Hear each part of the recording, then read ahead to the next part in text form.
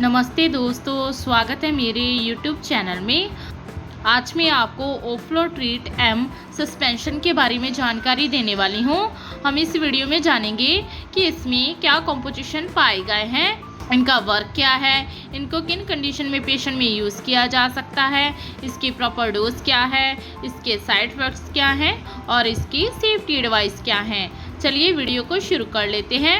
सबसे पहले हम जानते हैं कि जो ओफ्लो ट्रीट एम सस्पेंशन है, इसमें क्या कंपोजिशन पाए गए हैं। ओफ्लो ट्रीट एम सस्पेंशन में ओफ्लॉक्सासिन, मेट्रिंडाजोल बेंजोएट एंड स्मेथिकॉन पाया गया है। इसकी मात्रा की बात करें तो इसके ईच 5 ml में जो ओफ्लॉक्सासिन है जे 50 mg पाया गया है और दूसरा मेट्रिंडाजोल बेंजोएट है जे 120 mg पाया गया है और तीसरा स्मेथिकॉन है ये 10 mg पाया गया है और ये आपको बनाना फ्लेवर में मिल जाएगा। इसके प्राइस की बात करें तो इसका जो प्राइस है वो है मात्र 60 रुपीज़, 60 रुपीज़ और ये स्मार्ट वे कंपनी द्वारा मैन्युफैक्चरिंग किया गया है। इसकी पैकिंग की बात करें तो जी आपको कुछ इस तरह को देखने को मिल जाएगी। जी प्लास्टिक की बोतल में आता है और इसकी पैकिंग में आपको 30 ml 1 बॉटल में अवेलेबल हो जाएगा। इसके साथ आपको मीरिंग कप भी मिलेगा, जिससे मीर करने के बाद ही अपने बच्चे को इसकी डोज देनी है। चलिए अब हम इसके कंपोजिशन के बारे में जान लेते हैं कि वो कैसे वर्क करते हैं। जो ओफ्लो ट्रीट एम सस्पेंशन है ये 3 कंपोजिशन में मिलकर बनी हुई मेडिसिन है। Ofloxacin, metronidazole benzoate and simethicone. इसमें जो ओफ्लॉक्सासिन पाया गया है ये किल करता है बैक्टीरिया को by preventing them from repairing and reproducing themselves. Means ये प्रिवेंट करता है जो बैक्टीरिया हो वो दोबारा से रिप्रोड्यूस ना हो और रिपेयर ना हो। और दूसरा इसमें जो मेट्रिंडाजोल है ये किल करता है अदर माइक्रो ऑर्गेनिज्म को, डैमेजिंग करके डीएनए बैक्टीरिया को। टुगेदर ये दोनों ही ट्रीट करते हैं इन्फेक्शन को कि वो अच्छी तरह से ठीक हो जाए। और तीसरा इसमें जो स्मेथिकॉन है ये एंटी फॉर्मिंग मेडिसिन है जो कि डिसइंटीग्रेट्स करती है गैस के बबल्स को एंड अलाउ करती है कि जो गैस है वो ईजिली पास हो जाए। चलिए अब हम इसके यूजेस के बारे में जान लेते हैं कि इसको किन कंडीशन में पेशेंट को हम दे सकते हैं।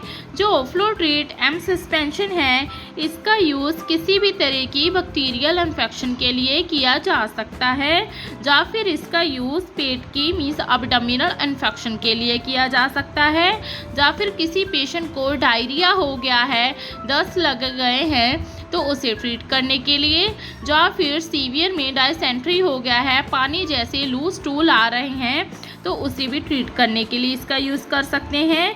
या फिर डॉक्टर इसे और भी कई तरह की प्रॉब्लम्स में यूज़ कर लेते हैं जैसे कि urinary track infection means patient को मलमूत्र की इन्फेक्शन हो गई है उसके लिए, या फिर किसी पेशेंट को स्किन की इन्फेक्शन हो गई है, दांत में इन्फेक्शन हो गई है, दांत में दर्द हो रहा है, या फिर कान में या आँखों में इन्फेक्शन हो गई है, स्टूल में से आपको ब्लड आ रहा है, खून आ रहा है, या फिर मसूड़ों की इन्फेक्शन हो गई है, या फिर किसी पेशेंट को टाइफाइड फीवर हो गया है तो उसे भी ट्रीट करने के लिए इसका यूज़ किया जा सकता है। चलिए अब हम इसकी डोज के बारे में जान लेते हैं। जो ओफ्लो ट्रीट एम है इसकी जो डोज और ड्यूरेशन होती है वो किसी भी बच्चे की एज, उसके सेक्स और बॉडी वेट पर डिपेंड करती है और इसकी डिसीज़ कंडीशन पर भी डिपेंड करती है।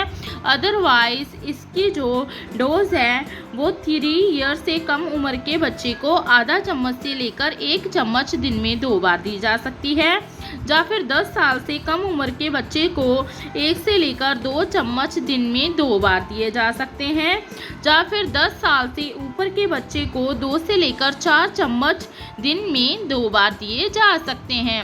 अदरवाइज आपकी डिसीज़ कंडीशन पर ही डॉक्टर आपको बताएगा कि इसकी कितनी डोज लेनी है।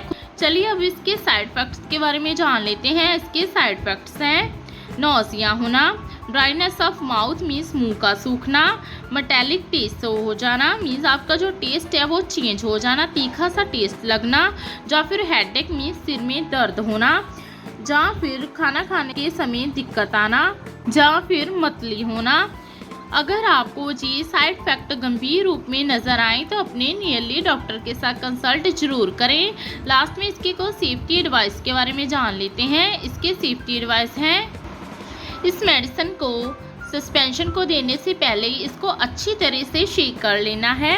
हमेशा इसकी निर्धारित डोज जितनी आपके डॉक्टर ने इसको बताई है उतनी ही देनी है। हमेशा मेरी कप से मेजर करने के बाद ही इसकी डोज बच्चे को दें। या फिर सिरिंज का यूज़ कर सकते हैं, ड्रॉपर का यूज़ कर सकते हैं। इस मेडिसिन को हमेशा कूल और ड्राई प्लेस पर ही स्टोर करना है, सनलाइट से दूर रखना है। मेडिसिन लेने से पहले अच्छी तरह से इसकी एक्सपायरी डेट चेक कर लेनी है। खुद से कभी भी इस मेडिसिन को नहीं लेना है।